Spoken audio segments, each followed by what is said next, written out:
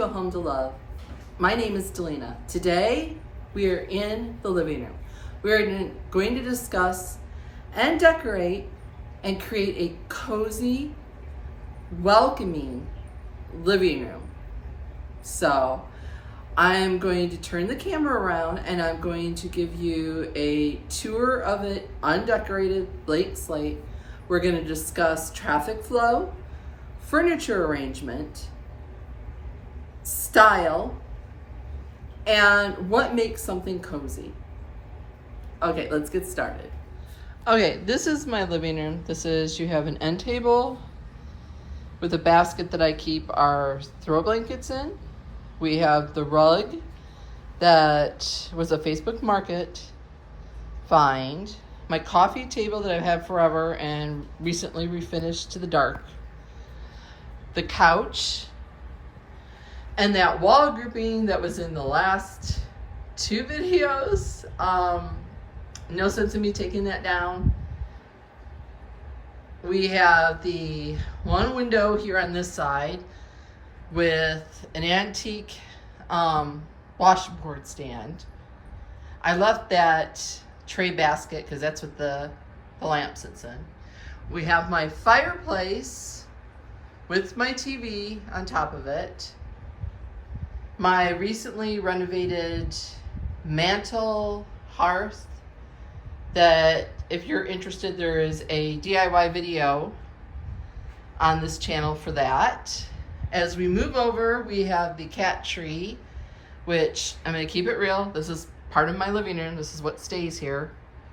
And we have the French doors out back, which you see the snow that I'm in southern Georgia, guys. I mean, deep southern Georgia. And we got Snowmageddon. If I spin you around, we have Jasper, my naughty cat.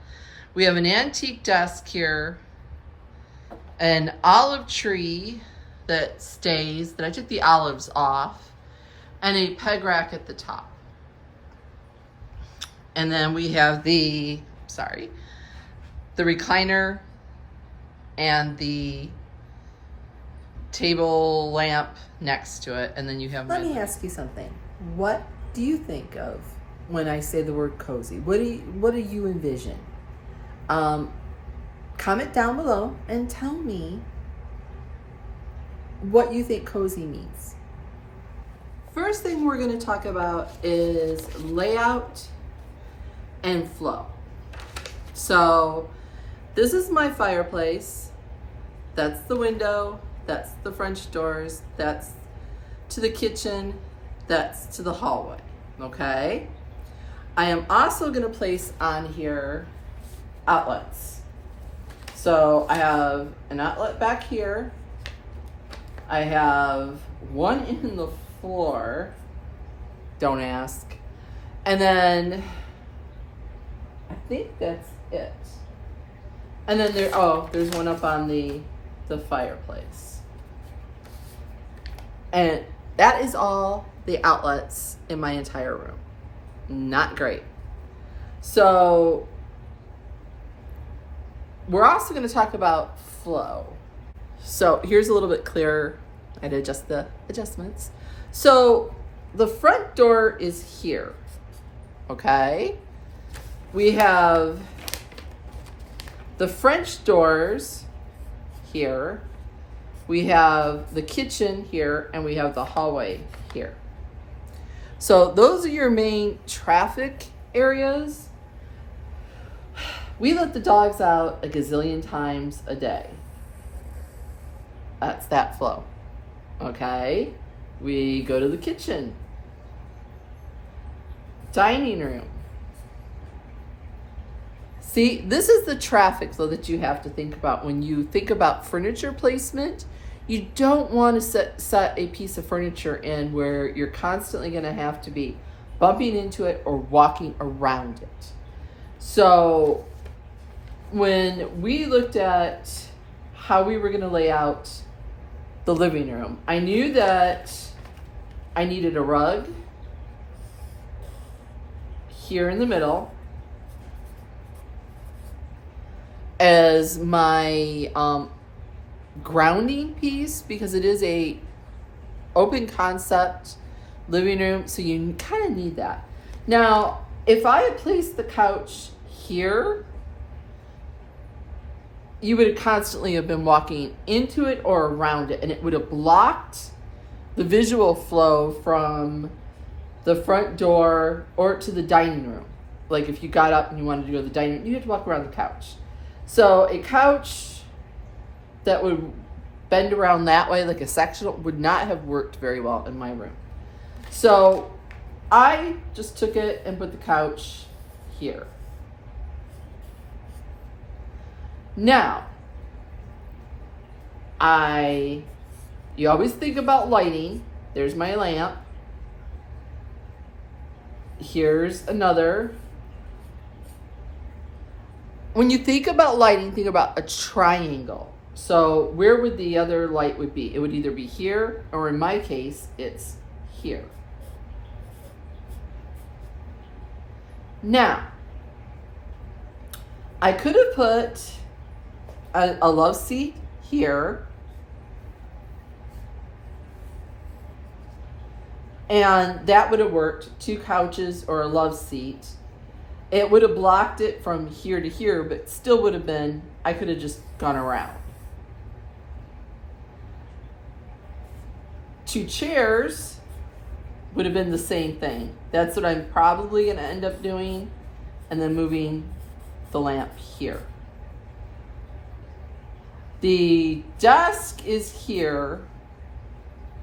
There's no outlet over there, so there's no light source unless I ran an extension cord up under the counter and over.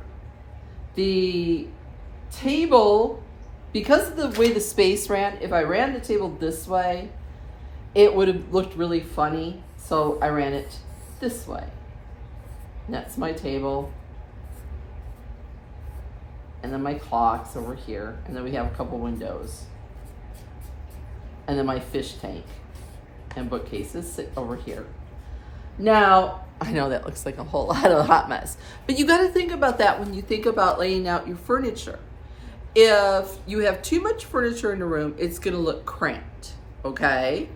Too little, and there's not enough seating. That's kind of where we're at, where we don't have enough seating in our living room. We pull the chairs from the dining room over if we have a bunch of people over, or they sit on the fireplace hearth, which is not ideal. So ideally, yes, I need to get either 2 chairs or a love seat and flank it on opposite sides of the fireplace. That would be ideal. Blocking it though here would not be. Now, talked about flow, talked about where the outlets are. These are things that you need to keep in mind when you rearrange your furniture. When we first moved into the house, my son brought the couch in, plopped it down right where I'm standing. It made the room feel cut in half, and it made the flow terrible. That's why I immediately moved the couch over to this wall, and it just made sense for us. This house was renovated at some point to make it open concept. It had been 2 separate rooms and a little more wall space. Open concept, you should never, another thing they tell you, never shove your furniture up against the walls. It makes the room appear small. I think in times of you having a smaller house, you're gonna have to do that. In my case, this is up against the wall, because it's the only place that couch would really go. Behind it is all our Wi-Fi equipment. So it makes sense for that to be there. So flow, coziness. Colors make a big difference in a way a room feels. If you talk about a white or a cold color or a very neutral room, you're not going to get the coziness. You'll get open and airy, but cozy is usually textures, color, making sure that your furniture is not so far apart that you can't hold a conversation with someone. That's the other thing you need to think about. So, well, those are the tips I'm gonna give you. Let's start with the decorating. I think that's what you're all here for anyway. So the couch in my case it's a neutral tan brown. I took the colors from my rug, which are a beige yellow, a sage green, a navy, and it had some burgundy. So guess what? Those were the colors that I chose for my throw pillows. I also chose different patterns. I chose a plaid. That was the first thing that I chose. Now, next to the plaid, I'm going to set that navy, which is a solid color. And I'm just going to put 2 on this end. On the other end, I chose a floral with the blue and the tans from the couch, and then the cream color, which is sort of my wall. I took that yellowy beige color, solid, set that in front of there. This is sort of a stripe. It actually is a placemat that I got from Hobby Lobby. 2 of them, and I sewed them together to make a pillow cover, and that's there. Now I could add a throw blanket over there, but we keep them in the basket, so if you want them, you could take them out and then it's easy to clean up to put it back in. On the end table over here, I have a burlap, I guess it would be a placemat, again, Hobby Lobby. I am just going to set that underneath that lamp, which is exceedingly heavy. The lamp came from a thrift store in South Carolina, and it's cast iron, so it's quite heavy, which helps because it doesn't get knocked over. Now, I am not placing anything else on the table there. There's a coaster in the drawer if they need it. Too much on an end table and they can't set their drink or a book or things of that nature down on it. So you have to think about functionality in that case. Now we're gonna move over to in front of the window. Okay, first thing I use is a doily. My grandmother had made a ton of these over the years, and I was blessed enough to get them all. And being the first granddaughter. So I'm gonna place a doily over here. Let's see if I can get you a little closer. Next to that, I have some faux books from Hobby Lobby. Tied them with some twine, and I am just gonna set them in there.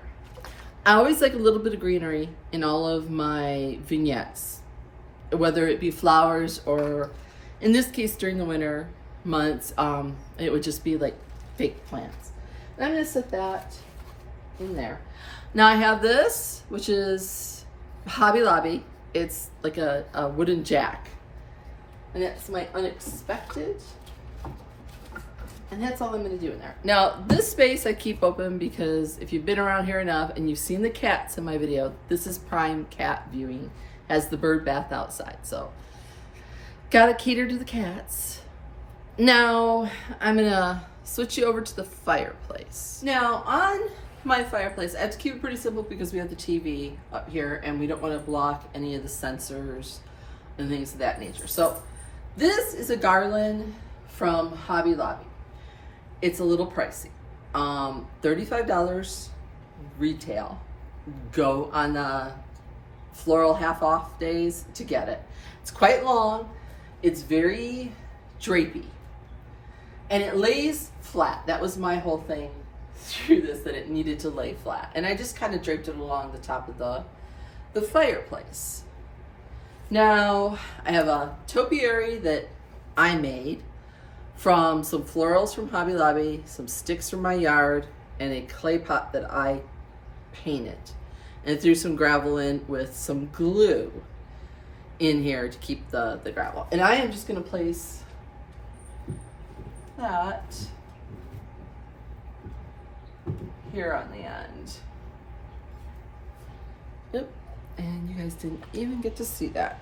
Okay, you've seen where I've put this topiary to the left. To the right, I have a faux plant that I got on clearance at Hobby Lobby, and we're just gonna place this at the end. And that's all there is to my mantle. Now on the hearth, all I've placed is 2 candlesticks with battery operated candles that come on at 4 and go off at 8. A thrifted little like toolbox, I guess it would be. The birch logs come from Walmart. You can buy them a pack of 3 for $10, and I had my son like cut them up in different lengths. The greenery is from Dollar General with a tea towel, and that's all that's on my hearth. On the coffee table, you have a lot of different options. I thrifted this tray. It was originally gray.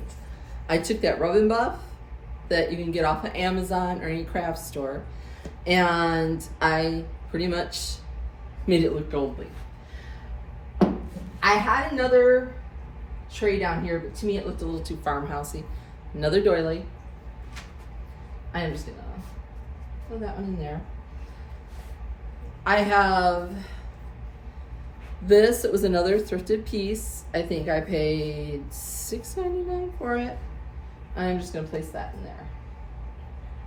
I have a vase, Hobby Lobby, greenery that I used in the, where the little wood thing is the same greenery. Again, Dollar General.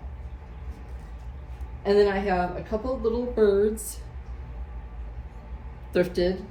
And that's all I'm gonna do on my coffee table. I like to keep my coffee table pretty much simple.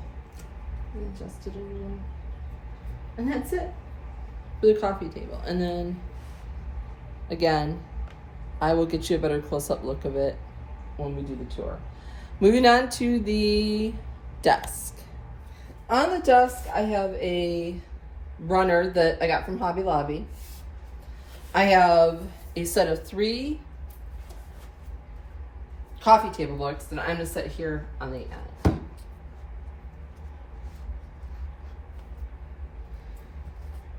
On top of those coffee table books, I have a little bird cage. It was clearance at Hobby Lobby. If it's not at Hobby Lobby, I usually thrift it.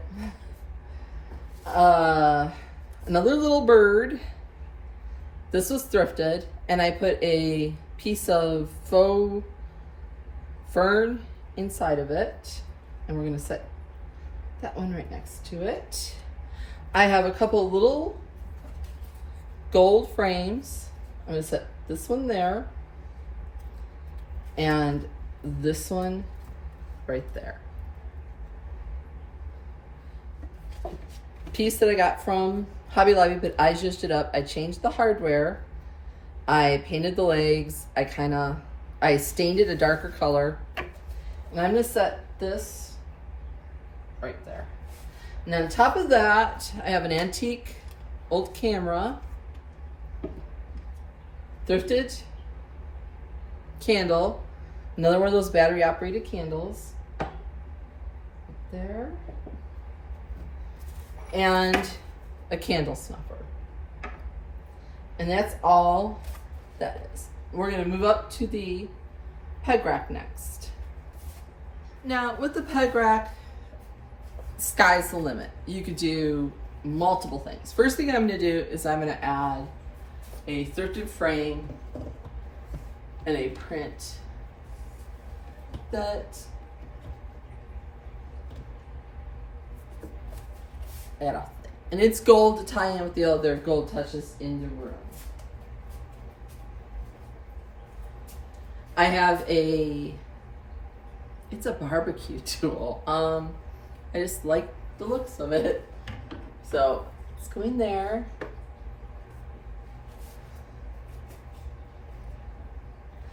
I have a set of 2 bed warmers, antique bed warmers. And I'm going to see if I can get that to hook up there.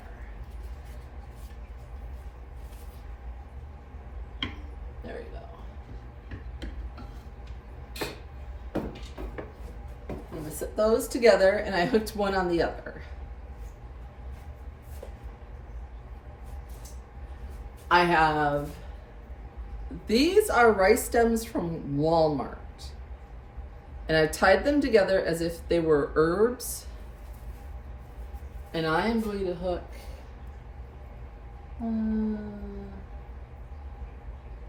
there. And bring that down. I have a round basket that I thrifted. Also can be used as a tray.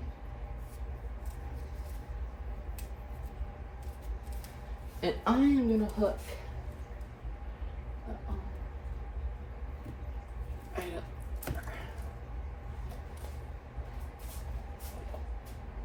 And the last item I have is a primitive scoop. You'll see a lot of times I hang a lot of these with like string or twine.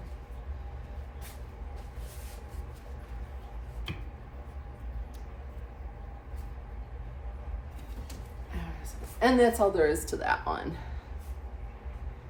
And the last thing I'm going to do is add this pillow. Again, it was 2 placemats sewn together, and we're just going to set that right there. And that's all there is to that.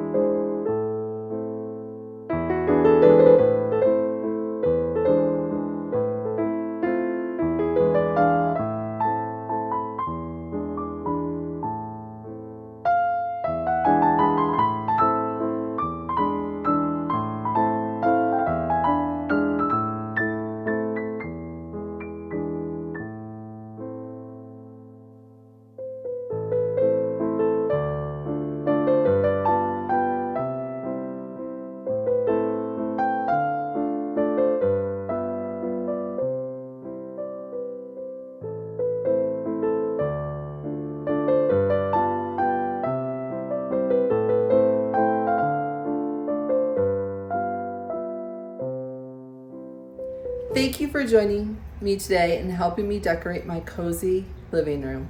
I hope you got inspired, and I hope you got some good tips to rearrange your furniture or maybe change up a flow in your room.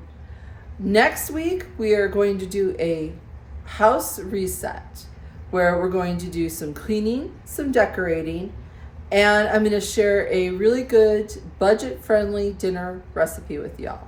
See you next week.